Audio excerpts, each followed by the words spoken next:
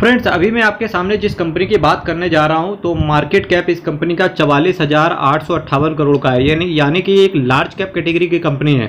20,000 करोड़ से ऊपर जिस भी कंपनी का मार्केट कैप हो जाता है वो एक लार्ज कैप कैटेगरी में आ जाती है। पर ज़रूरी नहीं है कि हर लार्ज कैप कंपनी आपके निफ्टी 50 या सेंसेक्स 30 का पार्ट हो। मार्केट कैप की बात करेंगे 44,858 करोड़ का है। करंट प्राइस की बात करेंगे 15 रुपये 60 पैसे का है। हाई कंपनी ने 24 रुपये 80 पैसे का लगाया, लो कंपनी ने 12 रुपये 20 पैसे का लगाया। अब देखो, जिस तरीके से ये कंपनी अभी खड़ी हुई है उस तरीके से ये लगता है ये अपॉर्चुनिटी वाला टाइम अब चल रहा है इस कंपनी के शेयर को लेने का, या जिनके पास है वो शेयर यहाँ पर एक्यूमुलेट कर सकते हैं। क्योंकि अगर जब यहाँ से ट्रेन छूटेगी वापस से तो 24 रुपये 80 पैसे को मेरे को लगता है ये शेयर प्राइस अब जाएगा सीधा सीधा 30 रुपये के आसपास। पर थोड़ा सा टाइम ले सकता है क्योंकि अभी 2024 तक इस कंपनी से रिलेटेड कंसर्न रह सकते हैं। क्योंकि जब ये कंपनी बैंकरप्ट हुई थी तब उसके आसपास क्या हुआ था कि कुछ लोगों के शेयर्स ना लॉक इन पीरियड डाल दिया था कुछ लोगों के शेयर्स पे। अभी उनका टाइम भी आने वाला होगा, उन लॉक इन पीरियड का टाइम ओवर हो जाएगा तो कुछ लोग जो रिटेल इन्वेस्टर होगा शेयर को बेचते हुए दिखेंगे। तो जब शेयर को बेचेंगे तो डेफिनेटली कुछ बड़े बड़े इन्वेस्टर्स भी कहो शेयर को बेचते हुए दिखें, तो वहाँ पर एक थोड़ा सा कंसर्न आ सकता है। पर जैसे ही वो सारे कंसर्न दूर हो जाएंगे तो डेफिनेटली ये कंपनी भी ऊपर चलते हुए देखने को मिलेगी। साथ ही साथ स्टॉक के पीई की बात करेंगे तो 61 का पीई चल रहा है। पीई धीरे धीरे करेक्ट होता चला जा रहा है, ये जो कि एक अच्छी चीज़ है क्योंकि टाइम वाइज भी पीई करेक्ट हो जाता है। बुक वैल्यू की बात करेंगे तो कहते नहीं, एक चीज़ आपने सुनी होगी कि समय सबके जख्म भर देता है, तो इस कंपनी के भी समय जख्म भर रहा है। पी धीरे धीरे कम हो रहा है जो कि एक अच्छी चीज़ है। बुक वैल्यू की बात करेंगे 13 रुपये 40 पैसे की बुक वैल्यू है। तो कंपनी अगर बुक वैल्यू के आसपास मिल जाए तो बहुत अच्छी चीज़ है।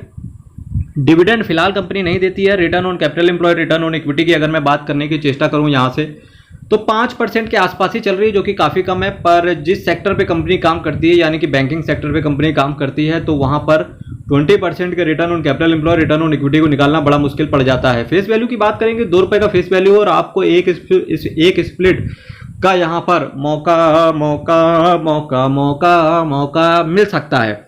आज मैं जिस कंपनी की बात कर रहा हूँ उसका नाम है यस बैंक लिमिटेड, एक प्राइवेट सेक्टर बैंक है। और आपको इस कंपनी से रिलेटेड इस वजह से भी थोड़ा सा निश्चिंत तो हो सकते हैं आप कि देखिए, प्राइवेट बैंकों से रिलेटेड लोगों का अक्सर कंसर्न होता है। पर आपको एक चीज़ पता होना चाहिए कि प्राइवेट बैंक ही एक ऐसी बैंक है या प्राइवेट सेक्टर एक ऐसा बैंक है, प्राइवेट सेक्टर एक ऐसा सेक्टर होता है जहां पर मेहनत बहुत तगड़े से करी जाती है। क्योंकि अगर उनकी गलती फंडामेंटल्स पे खराब हो गए तो शेयर प्राइस इन्वेस्टर्स को तोड़ने में टाइम नहीं लगेगा। तो इस वजह से ये प्राइवेट सेक्टर वाले होते हैं, ये मेहनत करते हैं। और यस बैंक इसका एक परफेक्ट एग्जांपल देखने को मिल रहा है क्योंकि क्वार्टर बेसिस पे जिस तरीके से ये रिजल्ट बीट कर रहे हैं थोड़ा सा कंसर्न आ जाता है, थोड़ा सा डेट का रिपेमेंट आ जाता है। जो कोर्ट में इनके केसेस पेंडिंग है, अगर जो इनके क्रेडिटर्स है अगर उनका डिमांड उनकी आ जाती है तो डेफिनेटली पेमेंट करना पड़ता है। इनको अपने रिजर्व से निकाल के पेमेंट करना पड़ता है या इनको सरप्लस कैश से निकाल के पेमेंट करना पड़ता है। तो वहाँ per year on year basis पे कई बार रिजल्ट से डगमगा जाते हैं तो उसकी वजह से शेयर प्राइस टूट जाता है। पर लॉन्ग टर्म की बात करेंगे तो ये शेयर दिखता है कि इस कंपनी के अंदर दम है, इस कंपनी के अंदर दम है। द बैंक का जैसे काम होता है, नॉर्मल जो बैंकिंग काम होता है वो सारे काम ये करती है। Institutional banking, financial market, investment banking, corporate finance, branch banking, business and transaction banking and wealth को मैनेज करने का ये कंपनी काम करती है। इसी के साथ साथ जैसे कि मैंने कहा कंपनी का पीई करेक्ट हो रहा है क्योंकि एचडीएफसी बैंक का 19 का है, ICICI bank 19, Kotak Mahindra bank 25, axis bank 12, IndusInd bank 13, IDBI bank 15.5 के आसपास है, एयू स्मॉल फाइनेंस बैंक 36 और यस बैंक 60 का पीई है। कंपनी के अगर मैं रेवेन्यू की बात करने की कोशिश करें, देखिए कंपनी क्या होता है कि जो बैंकिंग सेक्टर के अलावा जो सेक्टर होते हैं वहाँ पर लिखा जाता है सेल्स, पर जो बैंकिंग सेक्टर्स होते हैं वहाँ पर लिखा जाता है रेवेन्यू। तो ये थोड़ा सा शेड्यूल 3 के हिसाब से होती हैं चीज़ें।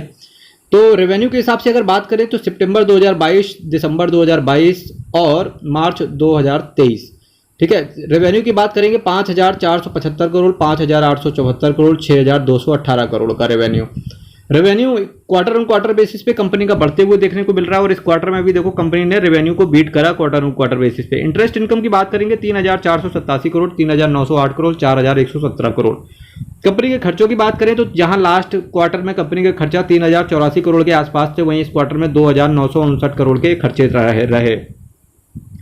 यही रीजन है कि कंपनी का जहां लास्ट क्वार्टर में केवल 55 करोड़ का नेट प्रॉफिट आया था, इस बार कंपनी ने 206 करोड़ का नेट प्रॉफिट मार के बिल्कुल तहलका मचा दिया है। ठीक है। अर्निंग पर शेयर की बात करेंगे, जहां 2 पैसे का ईपीएस था वहीं अभी 7 पैसे का ईपीएस आ गया। जहां ग्रॉस एनपीए 2.02, उसके बाद 2.17। ग्रॉस एनपीए में बढ़त देखने को मिल रही है, पर अगर नेट एनपीएस की बात करें यानी कि नॉन परफॉर्मिंग एसेट, कभी कभी क्या होता है जो कंपनी कर्जा देती है तो उसको कंपनी कई बार उसको कंपनी को ऐसा लगता है कि यार अब ये मिलने से रहा, दैट मीन्स कि नहीं मिलने वाला है। ठीक, अगर मिल गया तो उसको कैश, सरप्लस कैश के तौर पर रिकॉर्ड कर लिया जाता है। पर अगर ये कंपनी कुछ चीज़ों को ये मान के चलती है ये एनपीए मेरा हो ही जाएगा, नॉन परफॉर्मिंग एसेट, उन एसेट से कोई वैल्यू निकल के बाहर नहीं आएगी, तो कंपनी उसको एनपीए डिक्लेयर कर देता है। तो अब इन एनपीएज में होता क्या है, जिस कंपनी का जितना ज़्यादा एनपीएज होते हैं वो कंपनी उतनी ज़्यादा खतरनाक या उतनी ज़्यादा रिस्क माना जाता है उस कंपनी के अंदर पैसे लगाना, और जितना कम एनपीएज होता है उतना ज़्यादा अच्छा रहता है कि कंपनी अपने सरप्लस कैश जनरेट कर पा रही है, फंडामेंटल्स अच्छे चल रहे हैं। तो ये सारी चीज़ें होती हैं और आपको पता होना चाहिए। अगर कंपनी के में ईयर ऑन ईयर बेसिस पे रेवेन्यू की बात करें तो लास्ट ईयर इनका 19,000 करोड़ के आसपास का रेवेन्यू रहा। वहीं मार्च 2023 में 22,702 करोड़ का कंपनी ने रेवेन्यू डिक्लेयर किया। इंटरेस्ट इनकम की बात करें 12,528 करोड़ का, वहीं इसकी इंटरेस्ट इनकम लास्ट में चल के हो गई 14,800 करोड़ की। अगर मैं ईयर ऑन ईयर बेसिस पे इसके नेट प्रॉफिट की बात करें, जहां 1,064 करोड़ का नेट प्रॉफिट था, वहीं देखिए 736 करोड़ का नेट प्रॉफिट आया। नेट प्रॉफिट लास्ट ईयर से इस बार कम डिक्लेयर हुआ। अर्निंग पर शेयर की बात करेंगे, जहां 42 पैसे का ईपीएस था वहीं 26 पैसे का ईपीएस है। देखिए वही मैं कह रहा हूं कि अभी 2-3 साल ईयर ऑन ईयर बेसिस पे गड़बड़ रहेंगे, पर क्वार्टर ऑन क्वार्टर बेसिस पे कंपनी बीट कर रही है चीज़ों को, कंपनी मेहनत कर रही है, जो कि बहुत अच्छी चीज़ है। वहीं अगर मैं कंपनी के सरप्लस नेट कैश फ्लो की बात करें तो इस बार थोड़ा सा इन्वेस्टिंग एक्टिविटी में इनका नेगेटिव हो गया। इन्होंने कहीं इन्वेस्ट वगैरह कर दिया होगा या इन्होंने लोन वगैरह अच्छे से बांट दिए होंगे, क्रेडिट कार्ड्स वगैरह पेल के बांट दिए होंगे। तो वहीं नेट कैश फ्लो क्या हो गया, कंपनी का निगेटिव आ गया 27,270 करोड़ का। इसी के साथ साथ अगर मैं कंपनी का एफआईआईज की बात करें तो एफआईआईज भी थोड़ा सा कंपनी से दूरी बना के दिख रहे हैं। हालांकि कोई कंसर्न है नहीं फिर भी, क्योंकि 23.24% के आसपास लास्ट क्वार्टर में थे एफआईआईज, और इस बार भी उतने ही हैं तो 23% के आसपास ही, पर 10 है, 0.10% के आसपास थोड़ा सा कम हुआ है। डीआईआईज की बात करेंगे, जहां 38% के आसपास लास्ट क्वार्टर में डीआईआईज ओन करके चलते थे, इस बार चल रहे हैं 37% के आसपास। गवर्नमेंट ऑफ इंडिया का थोड़ा सा स्टेक है कंपनी के अंदर 0.01%, एंड पब्लिक की होल्डिंग्स की बात करेंगे तो 1% के आसपास, यानी कि जो एफआईआईज और डीआईआईज ने बेचा उसको उठा के पब्लिक ने खरीद लिया। 38% से पब्लिक ओन कर रही है 39%। मेरे मित्रों, ऑल इन ऑल अगर इस शेयर की बात करेंगे तो ये शेयर प्राइस वापस से जो कंपनी के ईयर ऑन ईयर बेसिस पे रिजल्ट्स गड़बड़ आए उसको ऑलरेडी कंपनी भुना चुका है और शेयर प्राइस ऑलरेडी करेक्ट हो चुका है। तो अब ये 14-15 की रेंज में ही शेयर घूम रहा है। वापस से ये शेयर प्राइस 20-22 रुपए जाते हुए देखने को मिलेगा, पर अभी नहीं दिख सकता। ये 2-3 क्वार्टर हो सकता है इसको लगे वापस से, फिर ये 17-18 रेंज की 17-18 रुपए की रेंज में तो आसानी से आ ही जाएगा ये शेयर प्राइस।